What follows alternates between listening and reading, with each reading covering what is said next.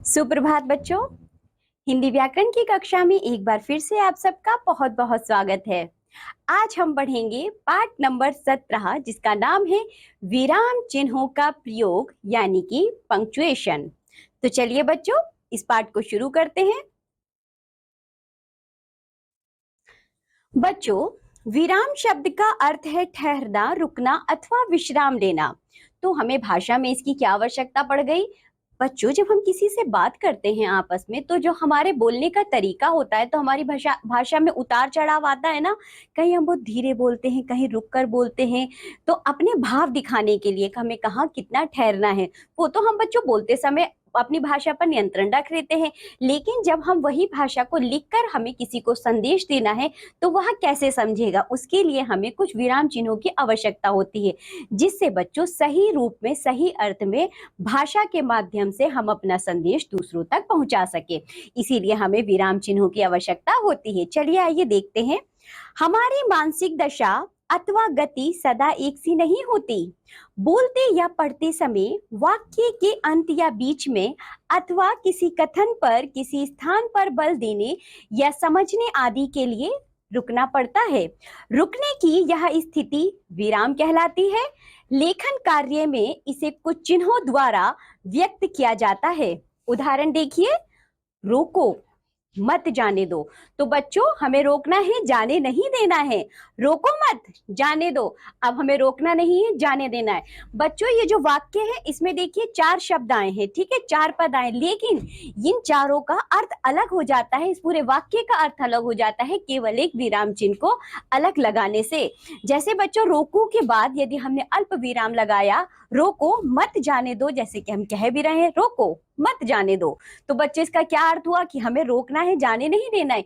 यदि मैं इसी बात को ऐसे बोलूं, रोको मत जाने दो, यानी कि अब मुझे रोकना नहीं है, जाने देना है।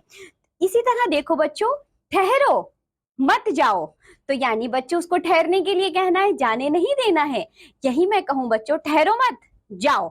देखा आपने किस तरह बच्चों दोनों के अर्थ अलग अलग है। बोलते समय तो बोल दिया, लेकिन जब यही बात लिखकर बच्चों किसी को कही जाएगी तो देखो हमें कुछ अल्प विराम की आवश्यकता होगी, और अल्प विराम बच्चों अलग अलग लगाने से पूरा अर्थ परिवर्तन हो जाता है। अल्प विराम का स्थान बदल देने से वाक्य का अर्थ बदल गया है, क्योंकि वाक्य में वक्ता के विराम की मानसिक दशा बदल गई है। अब महत्व को समझिए बच्चों, विराम चिन्हों का महत्व क्या होता है। वाक्य के सुंदर गठन एवं भाव अभिव्यक्ति के लिए विराम चिन्हों की आवश्यकता तथा उपयोगिता मानी गई है। यदि इन चिन्हों का उपयोग ना किया जाए तो भाव अथवा विचार की स्पष्टता में बाधा पड़ेगी और वाक्य एक दूसरे में उलझ कर रह जाएंगे। हिंदी में प्रमुख रूप से निम्नलिखित चिन्हों का प्रयोग विराम चिन्हों के रूप में किया जाता है। आइए बच्चों इन विराम चिन्हों को पढ़ते हैं। सबसे पहला देखिए, पूर्ण विराम यानी कि फुल स्टॉप। पूर्ण विराम का अर्थ है पूरी तरह रुकना अथवा ठहरना।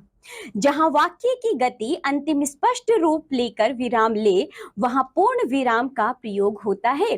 जैसे कौवा डाल पर बैठा है, रजनी तथा लता बाजार गई थी। ये है बच्चों पूर्ण विराम, जैसा हमने वाक्य लिखा और उसके बाद में लगा है। अब देखो बच्चों, अल्प विराम यानी कॉमा क्या होता है। अल्प विराम का अर्थ है थोड़ी देर के लिए रुकना अथवा ठहरना। वाक्य में अपनी बात स्पष्ट करने हेतु जहां कम समय के लिए रुकना आवश्यक होता है, वहां अल्प विराम का प्रयोग किया जाता है। जैसे सचिन, गोपाल, रचित और रोहित घर चले गए। उसका भाई जो एक डॉक्टर है फ्रांस गया है। अब देखो बच्चों आगे, अर्ध विराम यानी कि सेमीकोलन क्या होते हैं। जहां पूर्ण विराम की अपेक्षा कम रुकना होता है, वहां अर्ध विराम लगाया जाता है। जैसे मोहित, रचित और मनीष आए थे, ये सब मसूरी जाएंगे। जो काम आज पूरा नहीं हो सका वह कल पूरा हो जाएगा। योजक यानी कि हाइफन क्या होता है। योजक का प्रयोग निम्नलिखित प्रकार से होता है। जैसे बच्चों शब्दों के युग्म के बीच में, जैसे जब जब, लाल लाल, चार चार, बार बार आदि, और अथवा बीच में के अर्थ में, जैसे लव कुश, जय पराजय। तुलनावाचक सा से सी से पहले, जैसे प्रताप सा वीर मिलना असंभव है। जब दो शब्दों में एक सार्थक तथा दूसरा निरर्थक हो, जैसे अनाप शनाप, रोटी वोटी, पानी वानी आदि, तो बच्चों योजक चिन्ह का प्रयोग किया जाता है।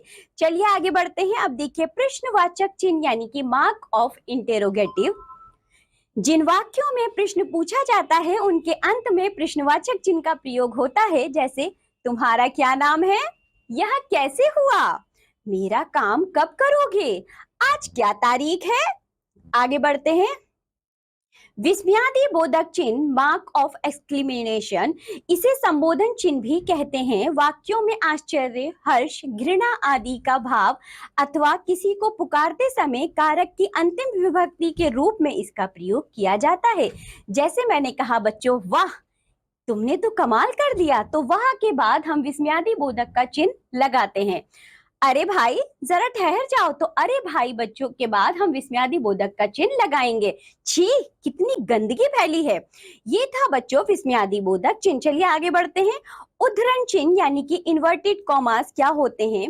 वक्ता या लेखक के बात को ज्यों का त्यों बताने के लिए इस चिन्ह का प्रयोग किया जाता है। जैसे नेताजी का कहना था, तुम मुझे खून दो मैं तुम्हें आजादी दूंगा। शास्त्री जी ने कहा, जय जवान जय किसान। इसके उद्धरण चिन्ह का प्रयोग किसी रचना अथवा किसी उपनाम को दर्शाने के लिए किया जाता है। जैसे हरिवंश राय बच्चन की मधुशाला को कौन नहीं जानता। रामधारी सिंह दिनकर हिंदी के महान कवि थे।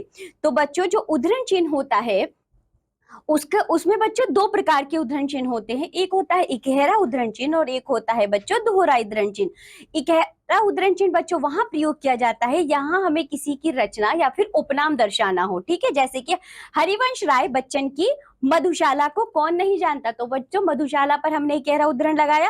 रामधारी सिंह दिनकर, तो बच्चों हमने दिनकर पर इकहरा उद्धरण लगाया। इसी के साथ बच्चों जो दोहरा उद्धरण होता है, जब हम किसी के कहे हुए वाक्य को ज्यों का त्यों प्रयोग करते हैं तो हम दोहरे उद्धरण चिन्ह का प्रयोग करते हैं। चलिए आगे बढ़ते हैं। निर्देशक चिन्ह यानी कि डैश, अपनी बात को स्पष्ट करने अथवा उदाहरण देने के लिए निर्देशक चिन्ह का प्रयोग किया जाता है। रिक्त स्थानों की पूर्ति करो। निर्देशक चिन्ह, समस्त जीव जंतु, हाथी, शेर, हिरण आदि अनावृष्टि के कारण व्याकुल थे। इसी प्रकार नाटक के संवादों में भी इसका प्रयोग होता है। जैसे बच्चों नौकर, स्वामी मैंने आपका नमक खाया है। मालिक, नमक ही खाता रहेगा या कुछ काम भी करेगा। आगे देखो बच्चों, विवरण चिन्ह यानी कि कॉलन प्लस डैश क्या होता है। किसी बात को ब्यौरेवार बताने के लिए विवरण चिन्ह का प्रयोग किया जाता है। जैसे वचन दो प्रकार के होते हैं, एक वचन बहुवचन, क्रिया दो प्रकार की होती है, सकर्मक क्रिया अकर्मक क्रिया, उपविराम यानी कि कोलन। कॉलन क्या होते हैं बच्चों, उदाहरण तथा निम्नांकित का संकेत करने के लिए तथा नाटक के संवादों में इस चिन्ह का प्रयोग किया जाता है। जैसे निम्नलिखित प्रश्नों के उत्तर दीजिए, उदाहरण स्वरूप निम्न विशेषण प्रस्तुत हैं। तो बच्चों नाटक के संवादों में हमने लिखा आगे उपविराम सैनिक, उपविराम लगा के महाराज की जय, महाराज कहो सैनिक क्या समाचार लाए हो। आगे देखो संक्षेप सूचक यानी कि लाघव चिन्ह मार्क ऑफ एब्रिविएशन क्या होता है। किसी बड़े शब्द यानी कि किसी बड़े शब्द को संक्षेप में लिखने के लिए उस शब्द का प्रथम अक्षर लिखकर उसके आगे लाघव चिन्ह लगा दिया जाता है या बिंदु लगा देते हैं। जैसे कि पंडित का प, डॉक्टर का ड, प्रोफेसर का प्रो लिखकर बच्चों आगे छोटा सा गोला या बिंदु लगा देते हैं, जिसको लाघव चिन्ह कहा जाता है। अब देखो बच्चों कोष्ठक यानी कि ब्रैकेट्स क्या होता है। जब किसी पद अथवा वाक्यांश के अर्थ को उसी वाक्य के अंदर स्पष्ट करने की आवश्यकता समझी जाती है तब कोष्ठक का प्रयोग किया जाता है। जैसे वह दूरदर्शी, तो बच्चों दूरदर्शी का अर्थ प्रकट करने के लिए हम लिखेंगे दूर की सोचने वाला, इसको कोष्ठक में लिखेंगे है। वचन के दो भेद हैं तो हम बच्चों कोष्ठक में लिखेंगे एक वचन या बहुवचन के विषय में आप पढ़ चुके हैं। इसके अतिरिक्त क्रम सूचक अंकों या अक्षरों के साथ भी कोष्ठक का प्रयोग किया जाता है, जैसा आपको दिया है 1 2 3 क ख आदि। त्रुटि पूरक यानी कि साइन ऑफ लेफ्ट वर्ड, जहां कुछ लिखने से छूट जाता है वहां इस चिन्ह का प्रयोग किया जाता है। जैसे मूर्ख लोग लड़ लड़कर डैश हो गए, तो बच्चों हम लहूलुहान लिखना भूल गए तो हमने त्रुटि पूरक चिन्ह लगाकर ऊपर लिख दिया लहूलिहान। इसी तरह अपने माता पिता और गुरुजनों का करो, ऊपर बच्चों आदर लिखना हम भूल गए तो हमने त्रुटि पूरक चिन्ह लगाया और ऊपर आदर लिख दिया। चलिए आगे बढ़ते हैं। अब देखिए अवतारक चिन्ह बच्चों ये क्या होते हैं, डिट्टो जिसे कहते हैं। ऊपर की पंक्ति में लिखे हुए शब्दों को नीचे की पंक्ति में भी लिखना है तो शब्द ना लिखकर अवतारक चिन्ह का प्रयोग किया जाता है। जैसे श्रीमान राम नारायण गुप्ता, तो बच्चों फिर से हमें यही लिखना है श्रीमान राम नारायण गुप्ता, तो हम राम नारायण गुप्ता ना लिखकर बच्चों हम अवतारक चिन्ह का प्रयोग करेंगे जिसका अर्थ है जो ऊपर की पंक्ति में लिखा है वही नीचे भी लिखा है। ठीक है, इसी के साथ ये विराम चिन्ह होते हैं यहाँ समाप्त। आज आपको जितने भी विराम चिन्ह पढ़ाए गए हैं आप लोग उनका अच्छे से अभ्यास करेंगे और उनका प्रयोग सीखेंगे और बच्चों अपनी भाषा को सुधारेंगे। चलिए अब हम मिलते हैं आपसे अगली कक्षा में, तब तक के लिए बाय बच्चों।